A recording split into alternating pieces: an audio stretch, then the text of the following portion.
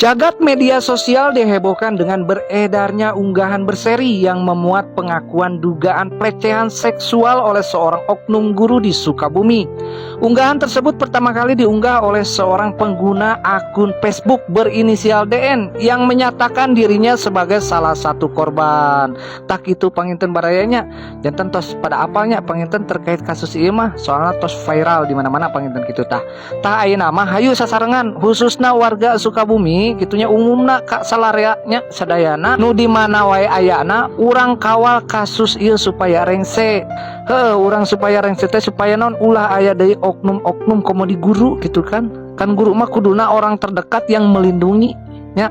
Ieu mah guru anu orang terdekat anu merusak, bahaya eta bahaya.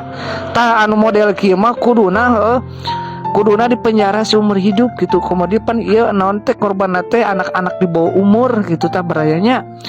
Ulah sampai kejadian ka dulur-dulur urang gitunya, ulah sampai kejadian komo nauzubillah ka budak-budak urang salarea. Makana ieu kudu aya penerangan jeung polisi oge nya, mudah-mudahan ieu diproses kembali tah gitunya.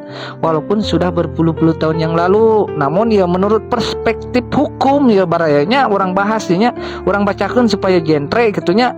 Kendala naonna gitunya lamun kasus tos lami gitunya, kumaha lamun karak dibuka ayeuna aya pengaduan atau pelaporan gitu tah. Tah mah orang bacakeunnya menurut perspektif hukumna supaya rengsek barayanya. Dalam unggahan berserinya, DN menceritakan pengalaman yang ia sebut terjadi bertahun-tahun lalu. Jadi tah ieu nya kunaon wani speak up ayeuna tah urang rengsekeun heula.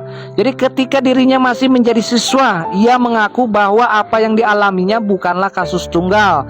DN menyebut ada setidaknya 4 korban lain yang ia ketahui langsung, dan kini beberapa nama tambahan satu persatu mulai bermunculan. Jadi mengaku pernah mengalami kejadian serupa dari oknum yang sama tah gitu barayanya. Unggahan tersebut memuat rangkaian cerita korban lengkap dengan ajakan agar kasus ini tidak lagi ditutupi. DN menuliskan bahwa ia memberanikan diri membuka suara setelah menyimpan trauma ini selama puluhan tahun. Tuh bayangkan barayanya. Janten publikasi itu sontak memicu perhatian warga dan memunculkan gelombang respon dari masyarakat Sukabumi. Tapi orang bacakan kronologi dugaan peristiwananya. Janten kieu dalam cerita yang disampaikan DN nya dan beberapa korban lainnya ya, dugaan tindakan tidak senonoh itu terjadi ketika mereka masih duduk di bangku sekolah gitu barayanya. Janten oknum guru tersebut disebut memanfaatkan posisinya memberikan perhatian berlebih hingga melakukan tindakan yang dianggap sebagai pencabulan tah gitu baraya. Bang lajeng di sebagian korban mengaku selama ini memilih diam karena takut, malu, dan tidak memiliki keberanian untuk melawan otoritas sang guru pada masa itu. Namun setelah DN membuka cerita secara publik nya kamari, para korban lain mulai berani angkat bicara tah eta barayanya. Tah pertanyaan gedena nya, bisakah kasus puluhan tahun ini diproses secara hukum ya? Jadi isu yang kemudian muncul adalah apakah kasus yang sudah berlangsung puluhan tahun ini masih bisa diproses secara hukum. Tah eta barayanya orang bacakeun lengkapna ya.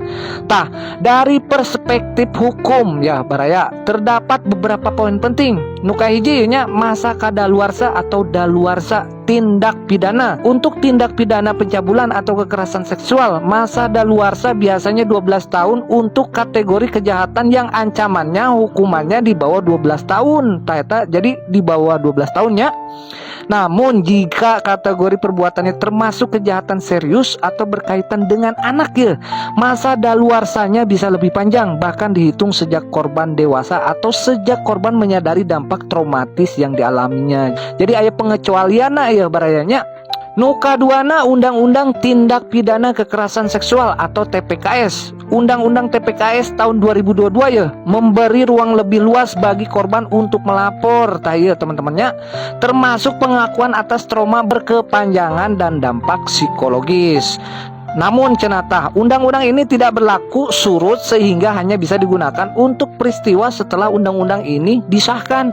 Nomor 3 hukum pidana umum ya. jika bukti atau saksi dan keterangan korban masih dapat dipertanggungjawabkan, maka laporan polisi tetap bisa diproses selama belum melewati batas daluarsa yang ditentukan KUHP.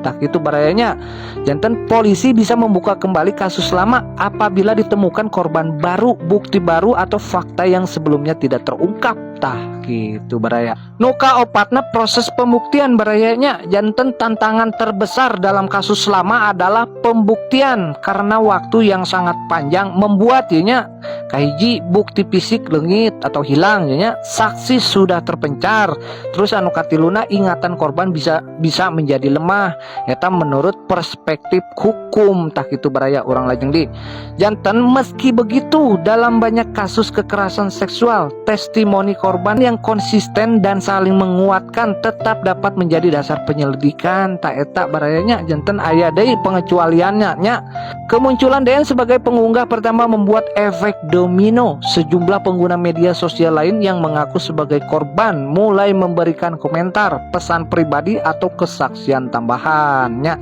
Beberapa di antara mereka bahkan menyatakan siap memberikan keterangan resmi apabila kasus ini dibawa ke jalur hukum. Tak itu barayanya janten ieu mah panggilan untuk para penegak hukumnya, para kepolisian warga net jeung warga Sukabumi kini mendorong pihak kepolisian untuk turun tangan melakukan penyelidikan awal. Munculnya banyak korban baru dianggap cukup menjadi alasan bagi aparat penegak hukum untuk melakukan klarifikasi, verifikasi dan pemeriksaan terhadap pihak-pihak terkait. Banyak yang bertanya, kalau kasus pelecehan seksualnya terjadi tahun 2013, tapi baru dilaporkan sekarang tahun 2025, apakah masih bisa diproses secara hukum?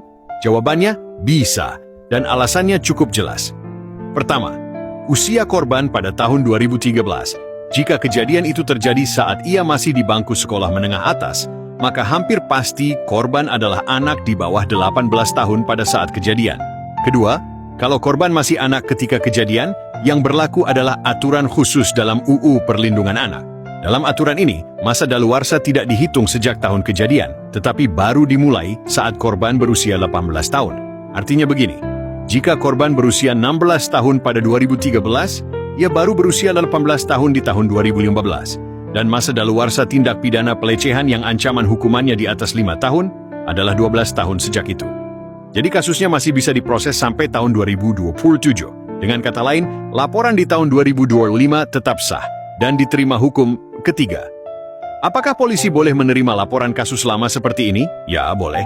Karena korban masih anak saat kejadian, masa daluarsa belum lewat, ada bukti berupa cerita dan konsistensi testimoni korban, dan ada potensi saksi atau korban lain. Apalagi jika terduga pelaku adalah oknum guru, yang secara hukum termasuk posisi yang punya relasi kuasa. Namun, tentu ada tantangannya. Kasus lama biasanya sulit, karena bukti fisik bisa hilang, lokasi berubah, saksi pindah atau lupa, dan pelaku bisa saja menyangkal. Tapi untuk kasus kekerasan seksual, testimoni korban tetap punya nilai hukum yang sangat penting. Apalagi jika ada pola cerita yang mirip dari beberapa korban lainnya. Yang jelas, laporan tahun 2025 ini masih sah, masih kuat, dan masih bisa diproses. Nah,